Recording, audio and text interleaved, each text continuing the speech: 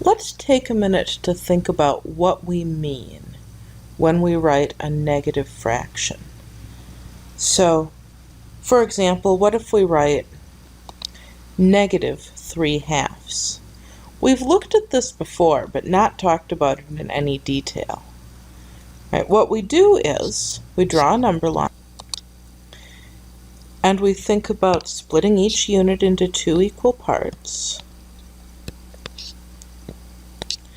And then we draw a vector that's as long as 3 of those parts going to the left.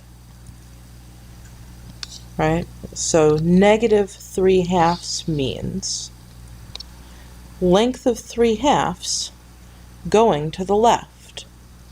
Okay, well that's one way to think about it. Sometimes we like to write the negative sign inside the fraction. It's a little bit sloppy, but it's a thing that we often want to do. So sometimes we might want to write negative 3 in the numerator and 2 in the denominator. Notice 2 in the denominator is still telling us how many pieces to cut the unit into. Right? I know how to cut the unit into positive 2 pieces. And then negative 3 in the numerator tells me take 3 of those going left. Okay, so far so good.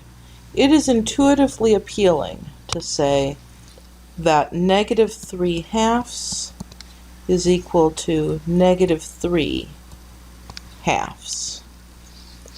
Okay, what if, for some strange reason, I wanted to write negative 2 in the denominator?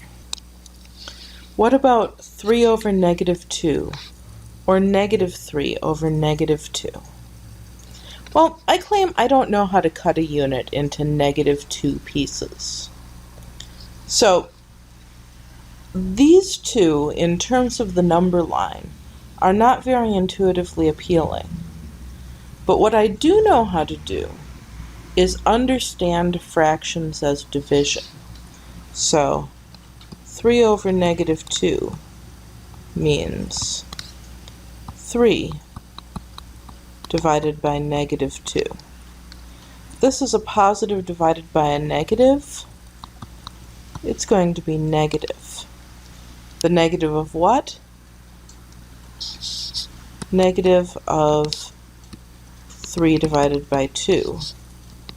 3 divided by 2 is 3/2. So 3 divided by negative 2, that's negative 3/2 again. That's a third way of writing this same number. What about negative 3 over negative 2? We can interpret that as division as well. Right, that means negative 3 divided by negative 2. But now this is different, right? This is a negative divided by a negative. The result here is positive. Positive of what? 3 divided by 2. So these three are 3 different ways of writing the negative fraction. If we decide to make both the numerator and denominator negative, that's another way of writing the positive fraction.